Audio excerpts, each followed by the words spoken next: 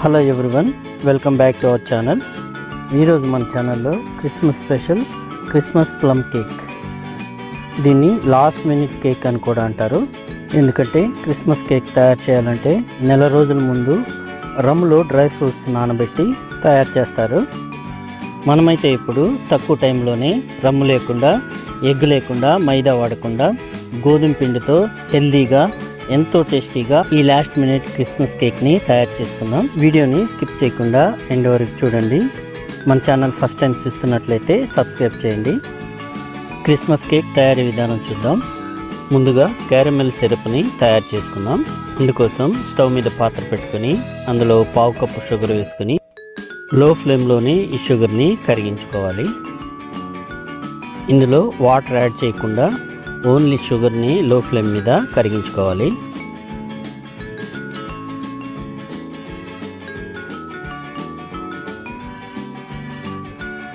ఇలా షుగర్ అంతా కరిగిపోయిన తర్వాత స్టవ్ ఆఫ్ చేసుకుని అందులోని 1/4 కప్పు హాట్ వాటర్ పోసుకోవాలి. జాగ్రత్తగా ఉండండి, హాట్ వాటర్ వేసేటప్పుడు కొంచెం దూరంగా ఉండి పోయాలి. ఇప్పుడు స్టవ్ వెలిగించుకొని లో ఫ్లేమ్లో ఉంచాలి.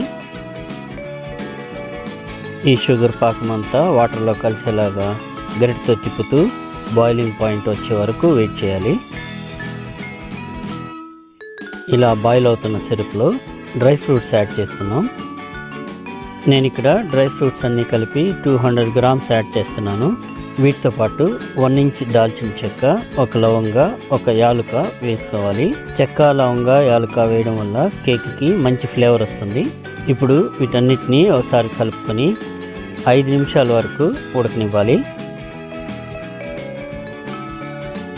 5 నిమిషాల తర్వాత ఇవన్నీ ఉడికి సాఫ్ట్గా అయిపోయి ఉంటాయి. అప్పుడు స్టవ్ ఆఫ్ చేసుకుని చల్లారనివ్వాలి.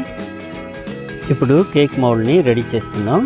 కేక్ మౌల్డ్ తీసుకొని అందులో బటర్ కానీ నెయ్యి కానీ వేసుకొని చేత్తో కానీ ఇలా బ్రష్తో కానీ అంతా అప్లై చేసుకోవాలి.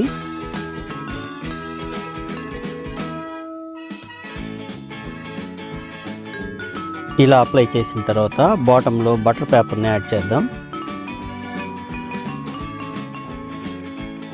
ఇప్పుడు సైడ్స్ కూడా బటర్ పేపర్ని యాడ్ చేసుకుందాం.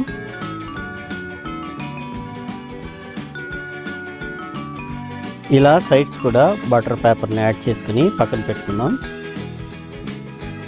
ఇప్పుడు స్టవ్ మీద కుక్కర్ పెట్టుకొని అందులో సాల్ట్ వేసుకొని సాల్ట్ని ఈవెన్గా అడ్జస్ట్ చేసుకొని అందులో స్టాండ్ పెట్టుకోవాలి.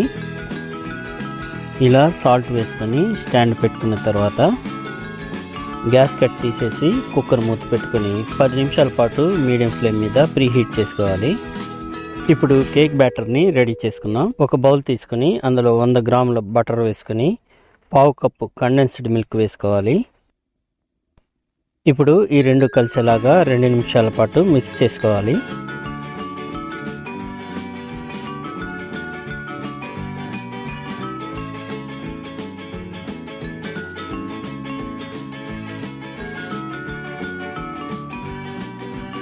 ఇలా 2 నిమిషాలు మిక్స్ చేసుకున్న తర్వాత క్యారమెల్ సిరప్ అండ్ డ్రై ఫ్రూట్స్ని మనం ఇందాక బాయిల్ చేసి పక్కన పెట్టుకున్నాం కదా, అవి ఇందులో యాడ్ చేసుకోవాలి. ఇప్పుడు ఇవన్నీ కలిసేలాగా 1 నిమిషం పాటు మిక్స్ చేసుకుంటే సరిపోతుంది. ఈ స్టేజ్లోనే ఫ్లేవర్ కోసం వెనిలా ఎసెన్స్ వేసుకోవచ్చు. నేను స్కిప్ చేస్తున్నాను. ఇప్పుడు జల్లెడ తీసుకొని అందులో 1 కప్పు గోధుమ పిండి వేసుకోవాలి. నేను ఈ కప్పుతోనే అన్ని మెజర్మెంట్స్ తీసుకున్నాను. మీకు కేక్ పెద్దది కావాలంటే పెద్ద కప్పు తీసుకోండి.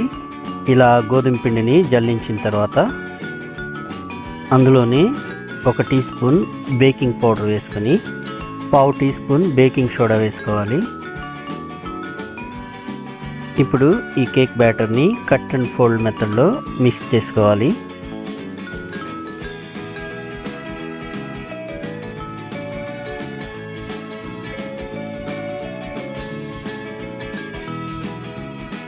ఇలా అంతా కలిసేలా 2-3 నిమిషాల పాటు మిక్స్ చేసుకున్న తర్వాత రెడీ చేసి పక్కన పెట్టుకున్న కేక్ మౌల్డ్లో ఈ బ్యాటర్ని యాడ్ చేసుకోవాలి.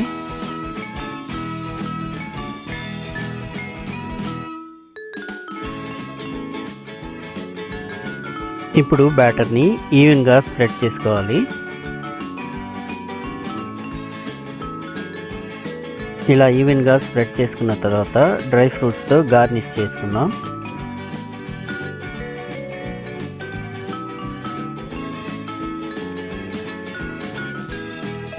ఇప్పుడు కేక్ మౌల్డ్ని ఒక 2-3 సార్లు ట్యాప్ చేసుకుని మనం ముందుగా ప్రీహీట్ చేసుకున్న కుక్కర్లో ఈ కేక్ మౌల్డ్ని సెట్ చేసుకుందాం.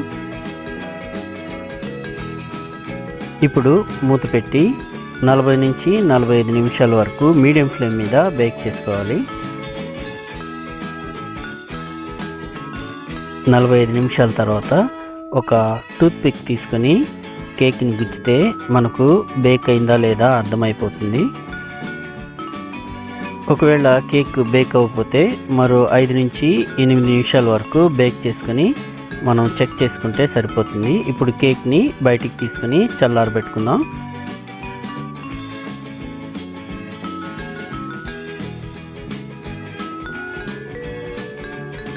ఇలా చల్లారిన కేక్ని మనం డీమోల్డ్ చేసుకుందాం.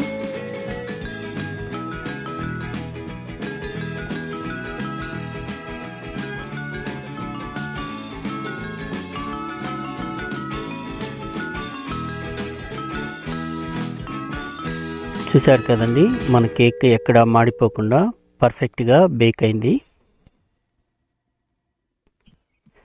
ఈ కేక్ని మీరు ఒకసారి ట్రై చేసి మీకు ఎలా వచ్చిందో కామెంట్ బాక్స్లో కామెంట్ చేయండి. ఒకవేళ మీకేమన్నా డౌట్స్ ఉంటే కామెంట్ చేయండి, నేను రిప్లై ఇస్తాను. ఈ క్రిస్మస్కి బేకరీ నుంచి తెచ్చుకోకుండా మీరు ఇంట్లోనే తయారు చేసి ఈ టేస్ట్ని ఎంజాయ్ చేయండి. మన ఛానల్ ఫస్ట్ టైం చూస్తున్నట్లయితే సబ్స్క్రైబ్ చేయండి, లైక్ చేయండి, షేర్ చేయండి. Merry Christmas to all. Thank you for watching.